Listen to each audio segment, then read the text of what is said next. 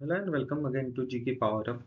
CSIR recruitment 2025 की examination आज से कुछ दिनों बाद होने वाली है दोस्तों। तो उसके मद्देनजर यहाँ पे जो हमारा सेकंड पेपर होने वाला है जनरल अवेयरनेस और करंट अफेयर्स का, तो वहाँ पे जो आपके JSA और स्टेनो पोस्ट के लिए ये जो भी इम्पोर्टेंट हमारे सेशंस है उसका आज का वीडियो पार्ट 7 होने वाला है, ठीक है, जिसमें हमने polity, science, history, award, sports, economics important day cover किए हैं। बस दोस्तों आपसे एक रिक्वेस्ट है कि इस वीडियो को अंत तक देखिए ताकि आप ज़्यादा से ज़्यादा मार्क स्कोर कर लीजिए, ठीक है। अगर आप चैनल पर नए हैं तो प्लीज़ चैनल को सब्सक्राइब जरूर कीजिए। बढ़ते हैं हम पहले प्रश्न के ऊपर। चलिए, सबसे पहला प्रश्न आपके सामने है, in which year did metro service started in Pune, ठीक है। पुणे में मेट्रो सर्विस कब स्टार्ट हुई, ठीक है। उसका सही उत्तर है दोस्तों 2022, ठीक है। 2019 में नागपुर में मेट्रो स्टार्ट हुई। तो जो भी CSIR नीरी की एग्जाम अगर देंगे तो याद रखिए 2019 नागपुर, 2022 पुणे। याद रखिए, इंपॉर्टेंट है और आपके दिल्ली वाला अभी जो CSIR होने वाला है उसके भी मद्देनजर। चलिए, which freedom fighter from Pune started the Maratha weekly Kesari newspaper. जो हमारे भारत देश में केसरी, जैसे आपने देखे होंगे ना, पंजाब केसरी, केसरी, मराठा केसरी। तो ये जो न्यूज़पेपर है ये किन फ्रीडम फाइटर ने यहाँ पे स्टार्ट किया था, ठीक है। उसका सही उत्तर है दोस्तों आपके सामने ऑप्शन नंबर 2, बाल गंगाधर तिलक। चलिए बढ़ते हैं हम नेक्स्ट प्रश्न की ओर। who was honored with UN Global Excellence Award in 2024, ठीक है। तो इसका सही उत्तर है दोस्तों डॉक्टर बसंत गोयल, ठीक है। सौम्या स्वामीनाथन नहीं है। बहुत लोगों ने इसको क्लिक किया होगा या आपने सोचा होगा। तो ये जो है UN ग्लोबल एक्सीलेंस अवार्ड 2024 का, ये दिया गया है डॉक्टर बसंत गोयल को। आगे बढ़ते हैं। Again reserve Bank of India की एक इंपॉर्टेंट यहाँ पे न्यूज कि हाल ही में रिजर्व बैंक ऑफ इंडिया ने अपनी कौन सी स्थापना वर्षगांठ मनाई है, तो ये थी 19, ठीक है। 19th एनिवर्सरी अपनी मनाई है रिजर्व बैंक ऑफ इंडिया ने।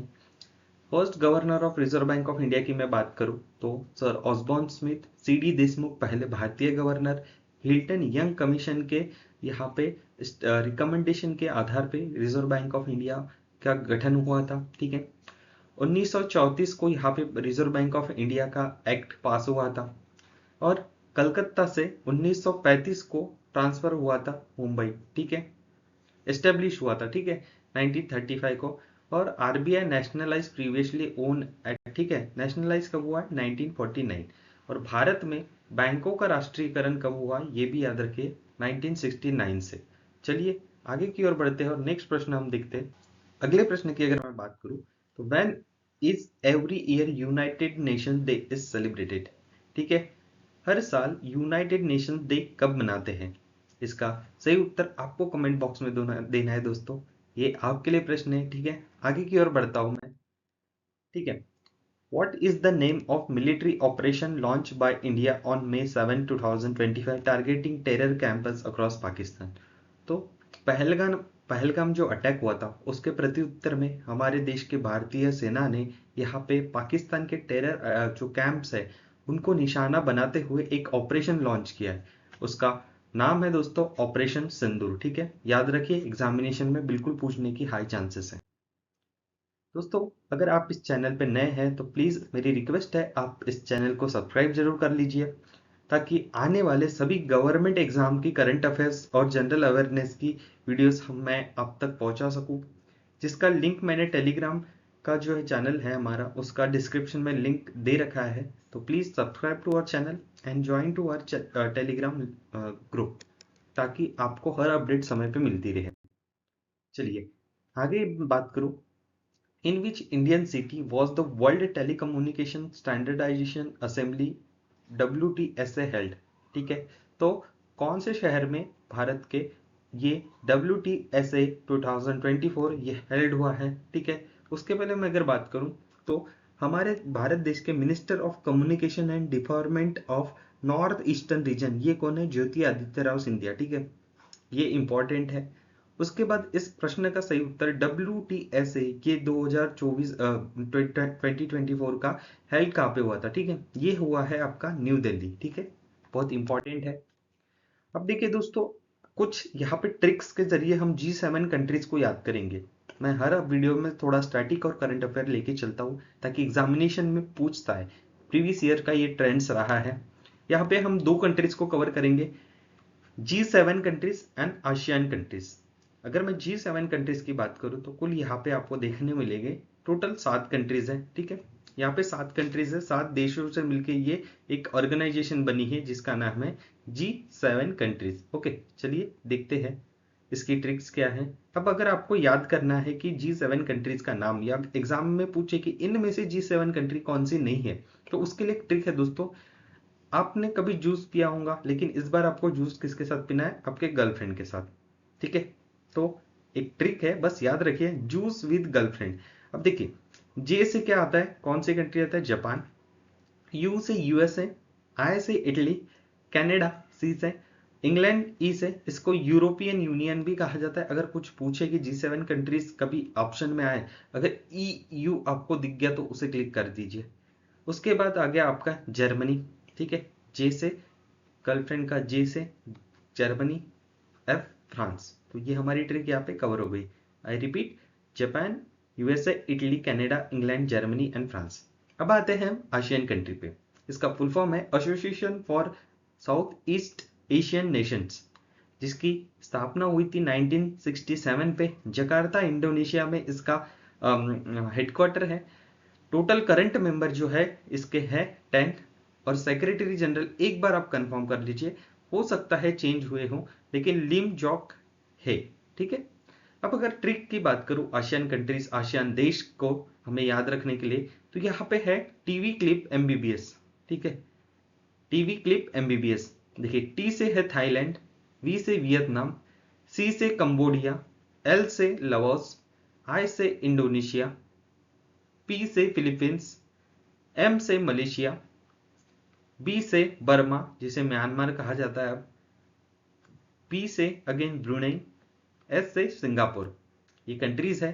अगर मैं बात करूं, थाईलैंड की कैपिटल बैंकॉक, वियतनाम की कैपिटल हेनोई, कंबोडिया की फेनोम पेन, लाओस की वियतने, इंडोनेशिया की जकार्ता, फिलीपींस की मनीला, मलेशिया की कुआलालंपुर, बर्मा की नाइडोफ्यू, ब्रुनेई की एंड सिंगापुर की सॉरी सिंगापुर। ओके, तो ये जो है याद रखिए, TV clip MBBS and juice with girlfriend, इतना आपको याद रखना है। चलिए आगे की ओर बढ़ते हैं। Which state has been awarded the future conservationist award for conserving? ये जो पक्षी है इसका नाम है मालबार ग्रे हॉर्नबिल। इसे बचाने के लिए कौन से स्टेट को अवार्ड दिया गया? ये एंडेंजर्ड ICUN के लिस्ट में चला गया था।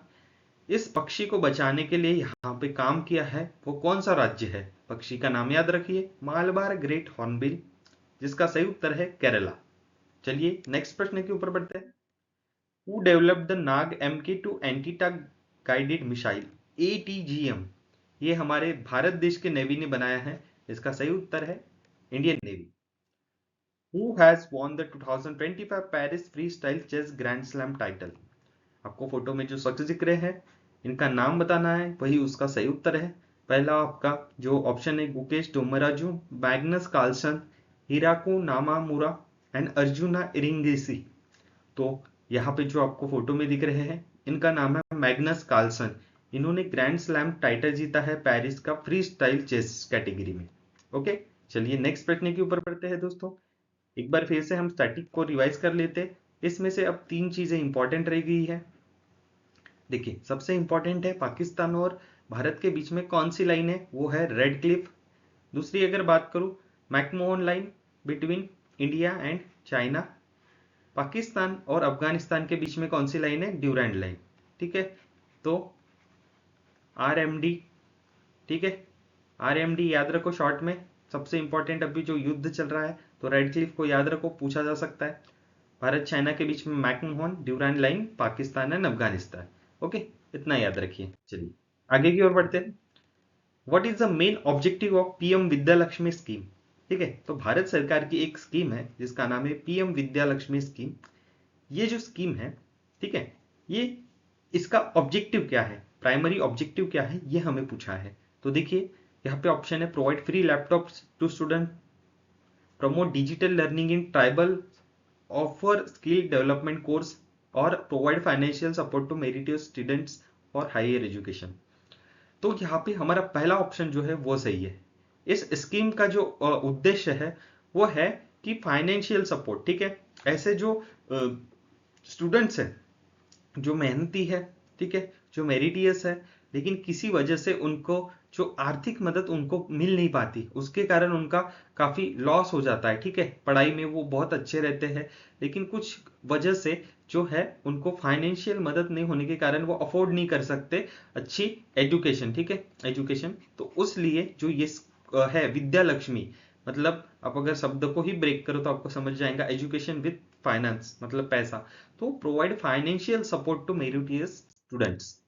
अगेन मैं एक स्टैटिक कवर करवाना चाहूंगा यहाँ पे। हेडक्वार्टर ब्रिक्स का headquarter Shanghai, Asian development bank Manila, Jakarta, अभी हमने देखा आसियान कंट्रीज क्या था उसका, टीबी एमबीबीएस समथिंग ऐसा था ना, ठीक है, तो याद रखिए आसियान कंट्रीज जो है उसका ट्रिक्स। उसके बाद नेटो का Brussels, World Trade Organization Geneva, Vienna, OPEC, UNICEF, New York, FAO, Rome, IMF, Washington DC, UNESCO, Paris, WHO, Geneva. अब ये जो आपको वीडियो देख रहे हैं ये आपके बैंक ऑफ बड़ौदा के जो असिस्टेंट के लिए भी इंपॉर्टेंट है, ठीक है। ये जो प्रश्न है आप फॉर्म फिलअप कीजिए, जिसकी वीडियो मैंने अपने डिस्क्रिप्शन में दे रखी है कि एग्जाम कैसे होने वाली है, क्या पैटर्न रहेगा और कब से कब तक एग्जाम होने वाली है। तो ये करंट अफेयर उसके लिए भी इंपॉर्टेंट है दोस्तों, ठीक है। चलिए नेक्स्ट देखते हैं। Italian hydro electric project is plan hydro power project in which state, ठीक है। अब ये जो इटालियन हाइड्रो इलेक्ट्रिक प्रोजेक्ट है ये कौन से स्टेट के लिए प्लान है, ठीक है। तो ये है आपका सिक्किम। सिक्किम में ये प्रोजेक्ट यहाँ पे लॉन्च किया गया है। चलिए नेशनल पार्क्स इंपॉर्टेंट जो है, अब यहाँ पे सब हमने क्या कवर किया है, हमने कवर किया है कि largest smallest, largest wild life sanctuary and first क्या है। चलिए बढ़ते प्रश्न के ऊपर। Largest national park in India कौन है, Hemis national park. Hemis national park कहाँ पे प्रेजेंट है, जम्मू एंड कश्मीर। नेक्स्ट अगर बात करूं तो स्मॉलेस्ट नेशनल पार्क वो है साउथ बटन आइसलैंड, ये कहाँ पे है, Andaman and Nicobar. Largest wild life sanctuary ये कहाँ पे है, रन ऑफ कच्छ, ये है आपके गुजरात में। स्मॉलेस्ट वाइल्ड लाइफ सेंचुरी ये कहाँ पे है, Bor tiger reserve Maharashtra. First marine national park ये कहाँ पे है, gulf of Kutch national park. तो याद रखिए ये स्टैटिक चीजें हैं, ठीक है।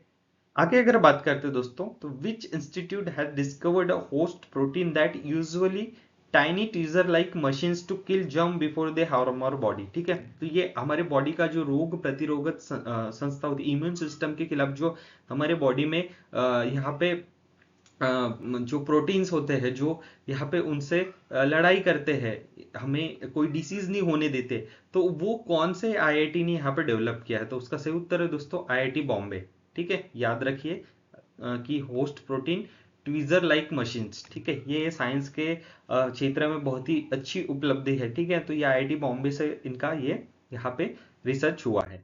आगे अगर बात करूं दोस्तों तो यहाँ पे what is the theme of international yoga day.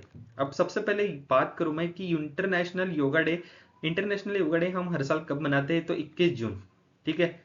21 of June को हम इंटरनेशनल योगा डे हर साल मनाते हैं, ये याद रखो।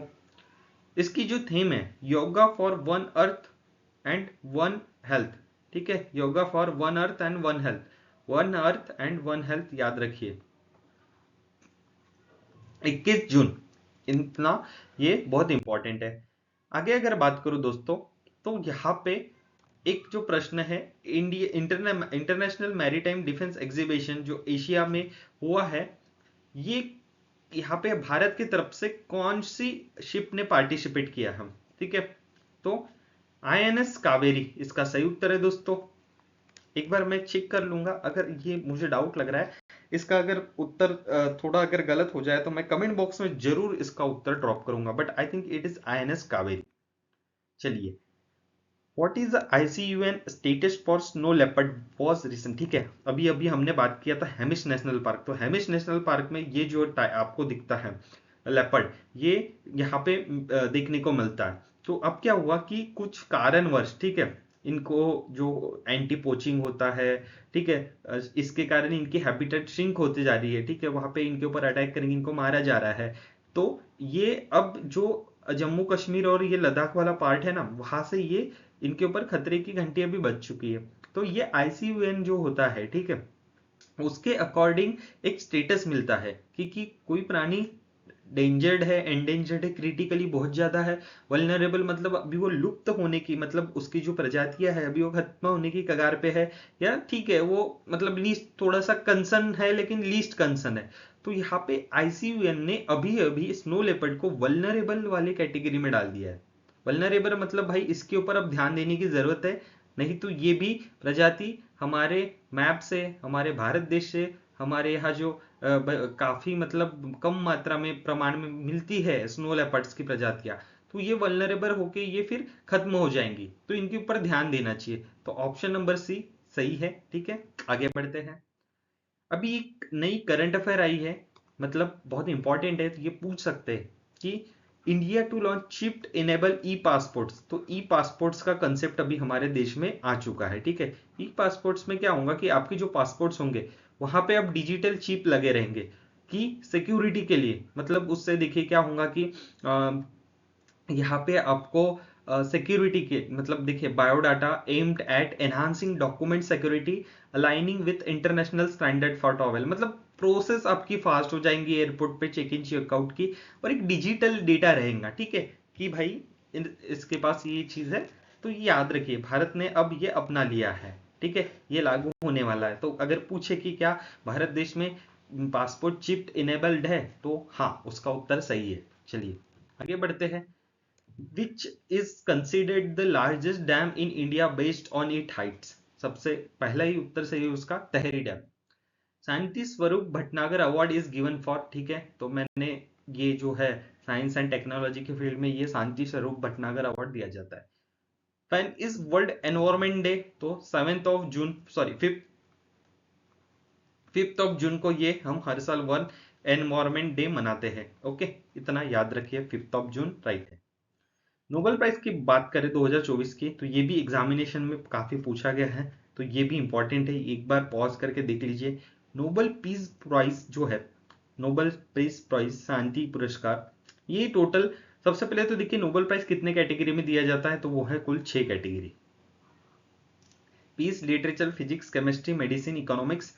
निहान हिदान का ये एक एनजीओ है, एक संस्था है, इंस्टीट्यूट है, उसे दिया गया है, ये किसी व्यक्ति का नाम नहीं है, ठीक है। न्यूक्लियर वेपन्स जो जापान में हमला हुआ था आपका हिरोशिमा और नागासाकी में, तो न्यूक्लियर वेपन को बंद कराने के लिए, ताकि आगे से कोई ऐसा वेपन्स ना हो जिनके कारण जान और माल का नुकसान बहुत हुआ था। अभी भी वहाँ की जो पीढ़ी है, वहाँ पे जो अभी भी पैदा होते तो डिसेबल्ड पैदा होते, इन सबको देखते हुए कि भाई अभी वो न्यूक्लियर वेपन अपने को यूज नहीं करना है, तो न्यूक्लियर वेपन्स के लिए ये एनजीओ काम करती है।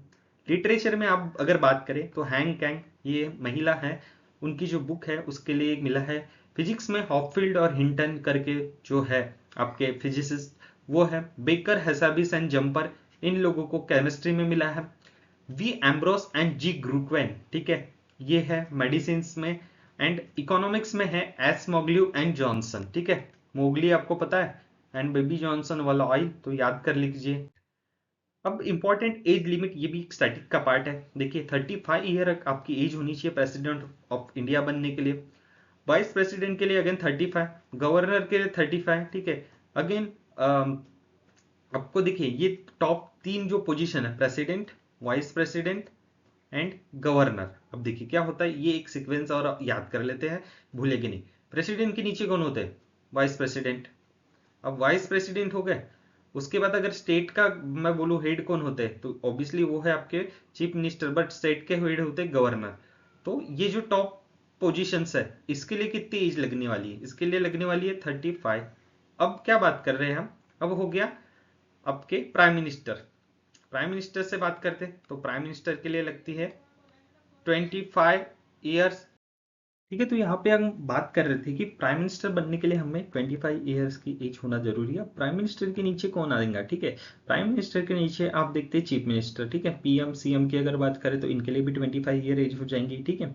अब यहाँ पे हमारे देखिए चीफ मिनिस्टर भी कट हो गए, गवर्नर, वाइस प्रेसिडेंट ये भी कट हो गए, अब प्राइम मिनिस्टर भी कट हो गए। अब देखिए क्या होता है, अब यहाँ पे राज्यसभा और लोकसभा की बात करते हैं, तो ठीक है, तो यहाँ पे हम गवर्नर के बाद एक बार राज्यसभा के ऐड कर लेंगे, ठीक है। राज्यसभा हो जाता है, उसके बाद लोकसभा हो जाता है। देन अगेन यहाँ पे ट्विस्ट आएगा, RS एंड LS, ठीक है। तो RS के लिए, राज्यसभा के लिए 30 साल रहती है, और लोकसभा के लिए अगेन 25। ये सेग्रीगेट कर दो। देन अगर हम आ जाते हैं यहाँ पे PM, हाँ ठीक है, CM हो गया, PM हो गया। अब यहाँ पे MLA, ठीक है, सरपंच एंड बस, ठीक है। अब MLA एंड सरपंच इतने ही बचे अब हमारे सामने। तो MLA के लिए again 25, 25 PM, CM, MLA and sarpanch के लिए 21। ओके, डन है। तो बस इतना ही यहाँ पे ध्यान रखना है, ठीक है। चलिए आगे की ओर बढ़ते हैं। Right to Information Act in India के, मैं हर बार ये बार बार रिपीट में इसलिए डाल रहा हूँ कि ये हर एग्जामिनेशन को भाई देखने को मिलेगा ही मिलेगा, इसको स्किप मत कर लीजिए। Right to Information Act in India came fully into force October 2005। Right to education की मैं बात करूं तो ये 2009 में आया है, इंफॉर्मेशन आई थी 2005 में, और एजुकेशन लागू हुआ है आपके 2009 से, ठीक है। आगे की ओर बात करूं तो हमने पिछले इसमें देखा था कि हॉकी के कप हमने डिस्कस किए थे, क्रिकेट के, आज फुटबॉल के, ठीक है। तो देखिए डुरान क्लब जो है आपका फुटबॉल से है, रोवर्स क्लब आपका फुटबॉल से है, DCM ट्रॉफी भी आपकी फुटबॉल से है, VC रॉय आपकी ट्रॉफी चैंपियनशिप ये भी फुटबॉल से है, ठीक है। IFA शील्ड ये आपके फुटबॉल से है, सुब्रत राय मुखर्जी ये भी आपके फुटबॉल से है, SR आशुतोष मुखर्जी ये भी आपके फुटबॉल से रिलेटेड है। चलिए अब बैडमिंटन कवर करते हैं।